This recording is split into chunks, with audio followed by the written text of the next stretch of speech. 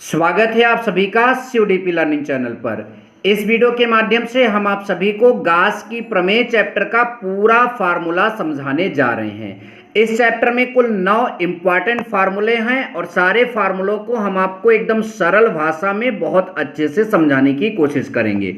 Channel पर नए हो तो चैनल को सब्सक्राइब कर लीजिए और वीडियो को लाइक कर दीजिएगा और साथ ही साथ अपने फ्रेंड्स में शेयर करिएगा।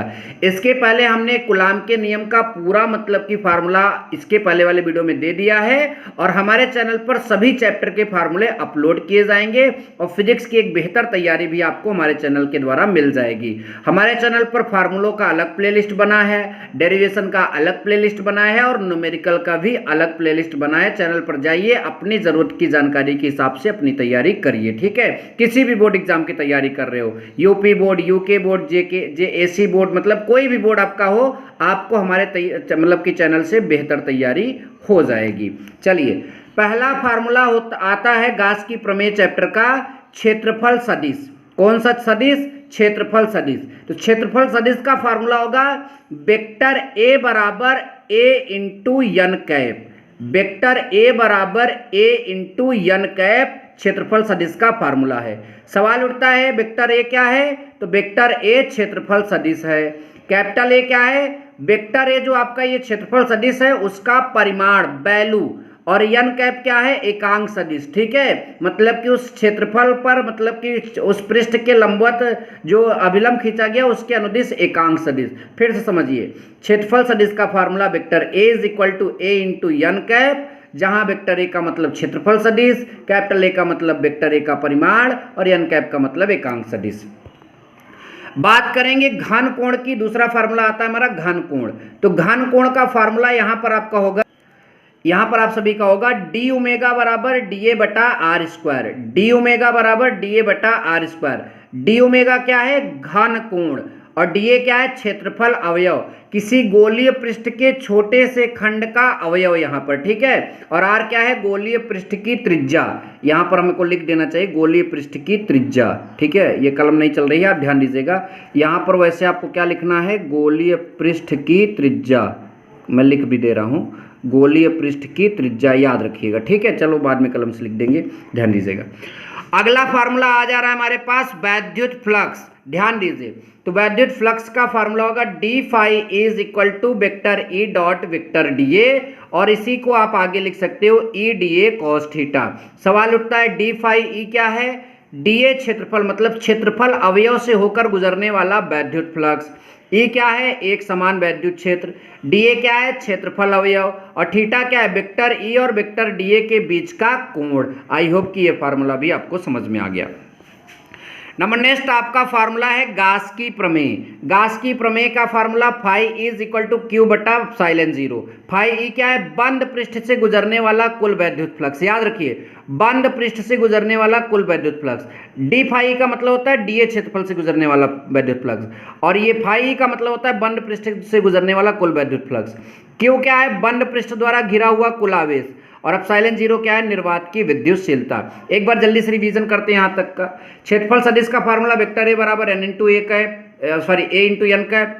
घन कोण का फार्मूला डी ओमेगा बराबर DA बटा आर स्क्वायर। वैद्युत फ्लक्स का formula d phi is equal to vector E dot vector DA और बराबर EDA cos थीटा। ठीक है, और गास की प्रमेय का formula phi is equal to Q बटा एप्सिलॉन 0। चलिए आप पेज पलटते हैं और फार्मूलों को जल्दी से देखते हैं, बाद में स्क्रीनशॉट लेने का भी मौका आपको दिया जाएगा।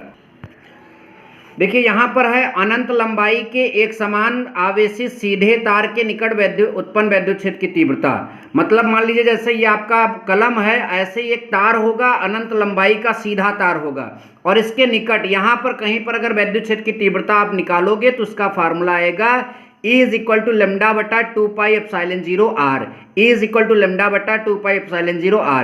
E क्या है? वैद्युत क्षेत्र की तीव्रता। लेमडा क्या है? रेखीय आवेश घनत्व, और R क्या है? आवेशित तार से दूरी। ठीक है, और एप्सिलॉन 0 भी पहले बताया निर्वात की विद्युतशीलता।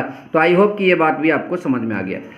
अब अनंत विस्तार के एक समान आवेशित चादर के निकट वैद्युत क्षेत्र की तीव्रता।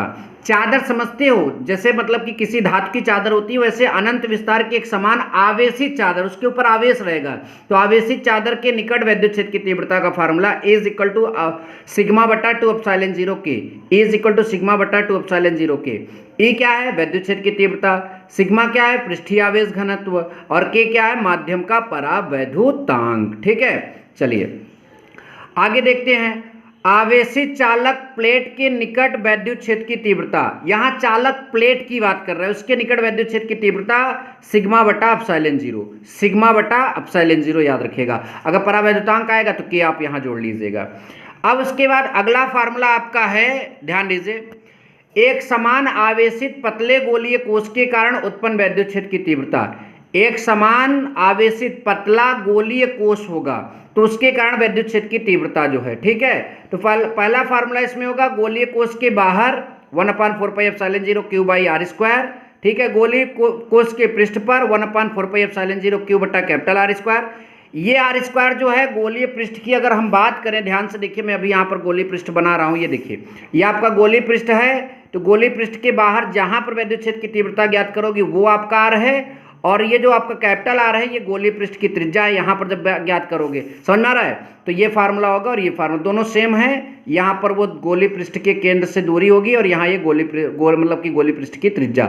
और गोलीय कोश के अंदर की वैद्युत क्षेत्र की तीव्रता की बात करेंगे तो वो क्या आएगा? शून्य आएगा। फिर से ध्यान दीजिए, एक समान आवेशित पतले गोलीय कोश के कारण उत्पन्न वैद्युत क्षेत्र की तीव्रता का फार्मूला गोलीय कोश के बाहर इतना होता है, गोलीय कोश के पृष्ठ पर इतना होता है, गोलीय कोश के अंदर आपका इतना होता है। ठीक, आगे चलते हैं। एक लास्ट फार्मूला आपका आ रहा है, एक समान पृष्ठ घनत्व के निकट स्थित धन तथा ऋणावेशित समांतर प्लेटों के बीच, धन और ऋणावेशित समांतर प्लेट रहेगा तो उसके प्लेटों के बीच वैद्युत क्षेत्र की तीव्रता, तो प्लेटों के बाहर 0 होगा, प्लेटों के बीच जो होगा अब सिग्मा बटा एप्सिलॉन 0, तो ये आपका हो गया। अब मैं आपको स्क्रीनशॉट लेने का मौका दे रहा हूं, आप पूरा स्क्रीनशॉट ले सकते हो। ठीक है, ध्यान दीजिए, पहले पूरा इतने का आप स्क्रीनशॉट लीजिए, पहले पेज का। ठीक है, बहुत अच्छे से स्क्रीनशॉट लीजिए।